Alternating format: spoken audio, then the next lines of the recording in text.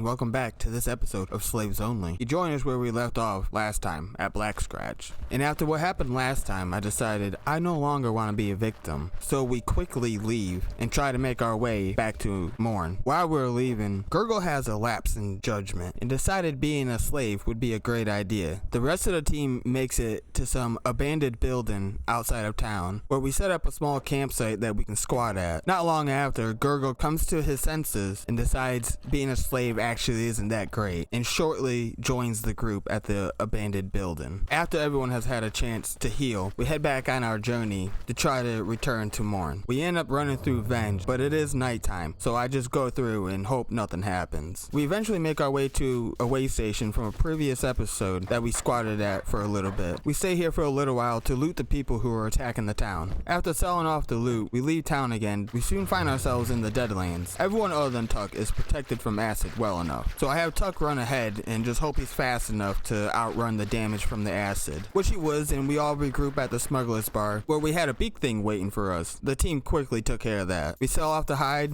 buy some food, and then we head out again trying to make our way to Mourn. Along the way, we get in a fight with some thralls, and they pose absolutely no threat to us. The team is able to absolutely decimate them with no problem. We make our way back to Mourn, and when you know it, we're greeted with big things and bone dogs raiding the town. Man, it's so great to be home. So we set up some meat and skin storage, and I send the guys to work foraging animals to try to make some cats. And I have Lungrot get back to work doing some research. While the rest of the team is busy foraging animals or researching, I have a great idea to send Tuck to the slave market to try to get some new recruits. Tuck's able to make it outside the slave market and set up a small campsite. The slave market is currently under attack by beak things and swamp ninjas, just a bunch of nasty things. So I send Tuck in, and I noticed somebody. I noticed a slave outside his cage following someone who didn't look like a slave trader. And I looked at his name, and it said Ray. I remember a few episodes ago, someone left me a comment telling me about Ray. I had no clue who he was until then.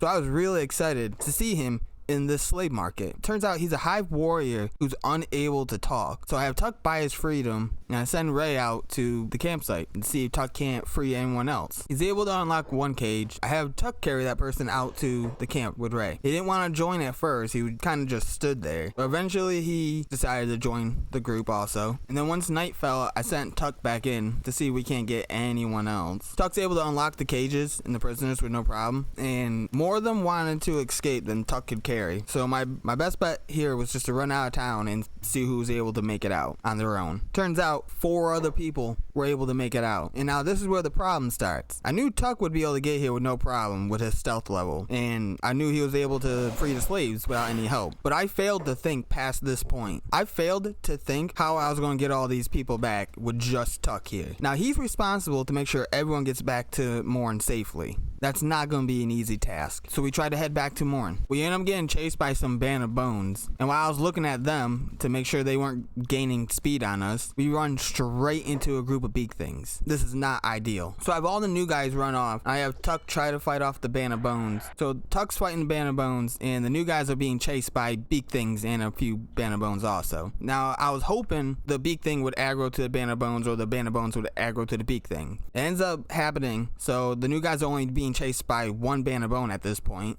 So I send Tuck over to fight that band of bones, and while he's fighting the other band of bones, the beak thing comes chasing after the new guys again. So now Tuck has to fight a beak thing and a band of bones by himself. I wasn't too sure if he was going to be able to do it, but eventually he's able to get both of them down. The rest of the trip was pretty easy. We were pretty fortunate to just be able to dodge all the other hostile creatures while they were fighting. Now even though we're on a mission to get all these guys back safely, I couldn't help but to notice a big thing nest, and it's like, oh, that's quite a bit of money there. Well, it's the worst that could happen, but not before almost running into an entire group of bone dogs. Even though we're so close to Mourn, I still almost got these guys killed. We arrived safely at Mourn, or so I thought. Turns out there's still a group of big things right in the middle of town and at the gate. So I have Alec, the Wall, and Stork go and grab the big things aggro so I can have the new guys make it into the building safely. This is why I love Mourn. Even when you think you get back to town and you get that sense of safety, that's just not the case. We end up getting everyone in the building, set up some camp beds, and let everyone heal up for a bit. And once everyone's healed up, I throw them right into the fire. and start having them fight beak things to get some combat training in. Yeah, only Lungrot gets the easy life around here. After a few hours of them almost dying to beak things, they're able to get some decent stats. Okay enough for what I want to use them for. With the B team being able to hold their own in a fight, I want to relocate them and Lungrot to the hub for a while. So we pack everything up and make our way to the hub. We make it to the hub without anything noteworthy happening, where we buy a building and set up the B team in Lungrot's new home for a while. And with all that done, I think this is a good stopping point for this episode of Slaves Only. Thank you if you made it this far into the video. Let me know if you enjoyed the video. Let me know if you haven't enjoyed the video. I hope to see you next time.